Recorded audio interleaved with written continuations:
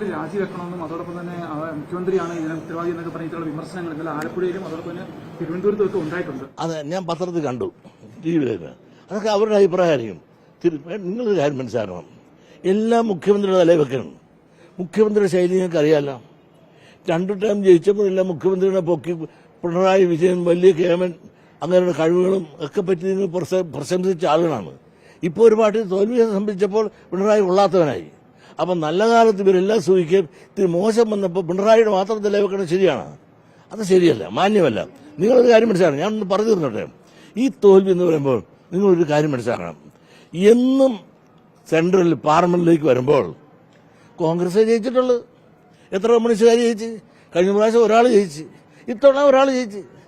ബാക്കിയെല്ലാം എന്നും കോൺഗ്രസ്സുകാർ കൊണ്ടുപോണത്. അത് കഴിഞ്ഞിട്ട് നേരെ അസംബ്ലി തെരഞ്ഞെടുപ്പ് വരട്ടെ, നേരെ തിരിച്ച് അവിടെ എല്ലാം ഇടതുപക്ഷമാണ് ജയിക്കുന്നത്. അപ്പോൾ ഈ പറഞ്ഞ കോൺഗ്രസ്സുകാരെ കാണാറില്ല.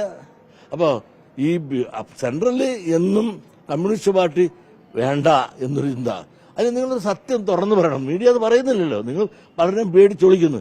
എന്തുകൊണ്ട് മുസ്ലിങ്ങൾ ഇത്തവണ മാർക്സിസ്റ്റ് പാർട്ടിക്ക് വോട്ട് ചെയ്തില്ല? കാന്തപുരം വരെ ഉണ്ടായിട്ട് പോലും മലബാർ പ്രദേശത്ത് കാന്തപുരത്തിന് സപ്പോർട്ട് ഉണ്ടായിട്ടും ഒരു മുസ്ലിം വോട്ട് ചെയ്തില്ലല്ലോ ഇടതുപക്ഷത്തിന്. അതിൻ്റെ കാരണമുണ്ട്. അഖിലേന്ത്യാ അടിസ്ഥാനത്തിൽ BJP ഇവിടെ വരരുതെന്ന് അഖിലേന്ത്യാ തലത്തിൽ ഉള്ള തീരുമാനം മുസ്ലിങ്ങളുടേതാണ്. ഇന്ത്യ ഭരിക്കാൻ BJP ഉണ്ടാകരുത്. അത് നടപ്പാക്കുക സാധിക്കുന്നത് കമ്മ്യൂണിസ്റ്റ് പാർട്ടിക്ക് ഇന്ത്യയിൽ സാധിക്കില്ല. അത് സാധിക്കുന്നത് കോൺഗ്രസിനേ ഉള്ളൂ. അതുകൊണ്ട് കോൺഗ്രസ് ജയിക്കണമെന്നുള്ള അഖിലേന്ത്യാ ലെവലിലുള്ള മുസ്ലിങ്ങളുടെ തീരുമാനം അവർ നടപ്പാക്കി. അപ്പോൾ നടപ്പിലാക്കിയപ്പോൾ അവർ കോൺഗ്രസിനെ വോട്ട് ചെയ്യൂ.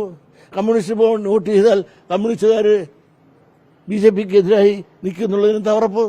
അതിനേക്കാളും സ്ട്രോങ് ആയി നിന്ന് BJPക്കെതിരെ പ്രവർത്തിക്കുന്ന കോൺഗ്രസ് ആയതുകൊണ്ട് ആ കോൺഗ്രസ്സുകാരായ സ്ഥാനാർത്ഥിയെ ജയിപ്പിക്കണമെന്ന് അവർ തീരുമാനിച്ചു. അതുകൊണ്ട് അവരെല്ലാം കോൺഗ്രസ്സുകാരെ ജയിപ്പിച്ചു. നേരെ തിരിച്ചു വരുമ്പോൾ ഇതിനടുത്ത് നോക്കിയോളൂ, ഈ പറഞ്ഞ നിലപാട് അവർ മാറ്റും, ഉറപ്പാണ്. അത് കേരള ഭരണം വരുമ്പോൾ നേരെ തിരിച്ചും വരും. അങ്ങനെ തിരിച്ചു വന്ന ചരിത്രമല്ലേ നമ്മൾ കണ്ടത്. അതുകൊണ്ട് ഇപ്പോൾ കണ്ടുകൊണ്ട് ആരും തുള്ളിയിട്ട് കാര്യമില്ല. ഇതിനേക്കാ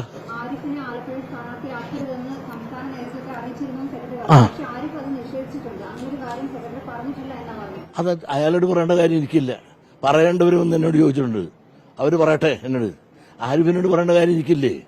ഇയാളെ നിർത്താൻ കൊള്ളുകയെന്ന് ഇവിടെ നിർത്തിയാൽ ജനങ്ങൾ പിൻപിലെ ഇല്ലെന്നും ജനങ്ങളുടെ പുറകിലില്ല എന്നും പാർട്ടി അംഗങ്ങൾ പോലും പുള്ളിക്ക് എതിരാണെന്നും പറഞ്ഞത് ഞാൻ തന്നെയാണ്.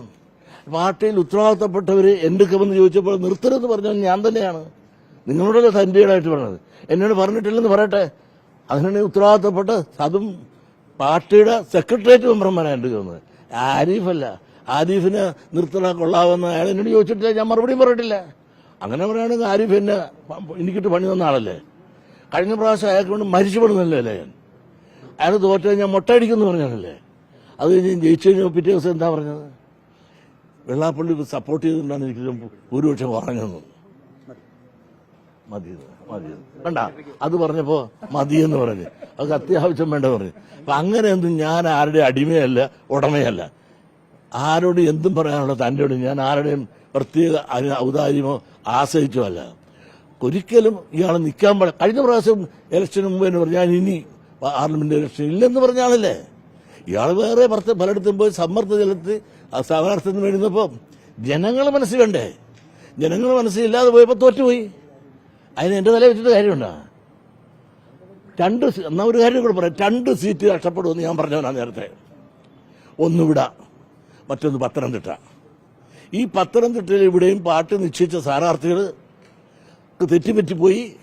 ഈ 2 സീറ്റും നഷ്ടപ്പെടുമെന്ന് നേരത്തെ പറഞ്ഞവനാണ് ഞാൻ.